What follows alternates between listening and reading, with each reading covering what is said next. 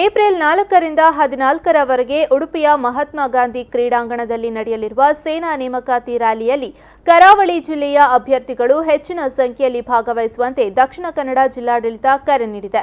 ಮಂಗಳೂರು ನಗರದಲ್ಲಿರುವ ಜಿಲ್ಲಾಧಿಕಾರಿ ಕಚೇರಿಯಲ್ಲಿ ಜಿಲ್ಲಾಧಿಕಾರಿ ಸಿಂಧು ಬಿ ರೂಪೇಶ್ ಜೊತೆ ಜಂಟಿ ಸುದ್ದಿಗೋಷ್ಠಿ ನಡೆಸಿ ಮಾತನಾಡಿದ ಮಂಗಳೂರು ಸೇನಾ ನೇಮಕಾತಿ ನಿರ್ದೇಶಕ ಕರ್ನಲ್ ಫಿರ್ದೋಷ್ ದುಬಾಷ್, ಈಗಾಗಲೇ ಫೆಬ್ರವರಿ 16ರಿಂದ ಅರ್ಜಿ ಸಲ್ಲಿಕೆ ಪ್ರಕ್ರಿಯೆ ಪ್ರಾರಂಭವಾಗಿದ್ದು 18,000ಕ್ಕೂ ಮಿಕ್ಕ ಅಭ್ಯರ್ಥಿಗಳು ಅರ್ಜಿ ಸಲ್ಲಿಸಿದ್ದಾರೆ. ಆದರೆ ಕರಾವಳಿ ಜಿಲ್ಲೆಗಳಾದ ದಕ್ಷಿಣ ಕನ್ನಡ ಹಾಗೂ ಉಡುಪಿ ಜಿಲ್ಲೆಗಳಲ್ಲಿ ಅಭ್ಯರ್ಥಿಗಳ ಸಂಖ್ಯೆ ತೀರಾ ಕಡಿಮೆ ಇದ್ದು, ಆದ್ದರಿಂದ ಎಸ್ಎಸ್ಎಲ್ಸಿ ಪಾಸ್ ಆಗಿರುವ ಅಭ್ಯರ್ಥಿಗಳು ಅರ್ಜಿ ಸಲ್ಲಿಸುವಂತೆ ಮನವಿ ಮಾಡಿಕೊಂಡರು. ಅಲ್ಲದೆ ದೇಶ ಸೇವೆಯ ಜೊತೆ ಉತ್ತಮ ಜೀವನ ನಡೆಸಲು ಸೇನೆಯಿಂದ ಸಾಧ್ಯವಿದ್ದು, ಆದ್ದರಿಂದ ಅಭ್ಯರ್ಥಿಗಳು ಇದೇ ತಿಂಗಳ 12ನೇ ತಾರೀಕಿನ ಒಳಗಾಗಿ ಅರ್ಜಿ ಸಲ್ಲಿಸುವಂತೆ ಹೇಳಿದರು. ಇನ್ನು ದಕ್ಷಿಣ ಕನ್ನಡ, ಉಡುಪಿ, ಉತ್ತರ ಕನ್ನಡ ಸಹಿತ ಒಟ್ಟು 11 ಜಿಲ್ಲೆಗಳ 17ರಿಂದ 23 ವಯಸ್ಸಿನ ಯುವಕರು ಅರ್ಜಿ ಸಲ್ಲಿಸಲು ಅರ್ಹರಾಗಿರುತ್ತಾರೆ ಎಂದರು. ಪ್ರೆಸ್ ಕಾನ್ಫರೆನ್ಸ್ ಕರೆಯುವ ಮುಖ್ಯ ಉದ್ದೇಶ ಅಂದರೆ ಎರಡು.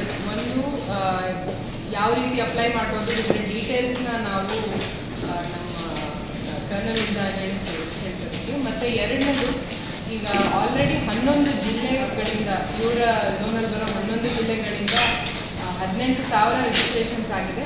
ನಮ್ಮ ಜಿಲ್ಲೆಯಿಂದ ಬರೀ ಒಂದು 300 ಆಗಿದೆ ಅಂತ ಹೇಳ್ತಾರೆ. ಸೊ ಆದಷ್ಟು ಜನರಿಗೆ ಇನ್ಫಾರ್ಮೇಷನ್ ತಿಳಿಸೋಣ. ಅತಿ ಹೆಚ್ಚು ಜನ ಯುವಕರು ನಮ್ಮ ಜಿಲ್ಲೆಯವರು ಬಂದು ರಿಜಿಸ್ಟರ್ ಆಗಲಿ ಅನ್ನೋ ಒಂದು ಉದ್ದೇಶದಿಂದ ಈ ಪ್ರೆಸ್ ಕಾನ್ಫರೆನ್ಸ್ನ ಕರೆದಿದ್ದೀವಿ. ಇದರ ಡೀಟೇಲ್ಸ್ ಏನಿದೆ ಅಂತ ಇವಾಗ As of today, we've got 18,000 candidates who have registered over the last almost 18 days now. The registration started on 16th of February.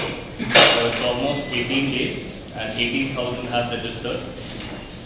All that I can tell you is that the representation from Dakshin Kannada is quite low.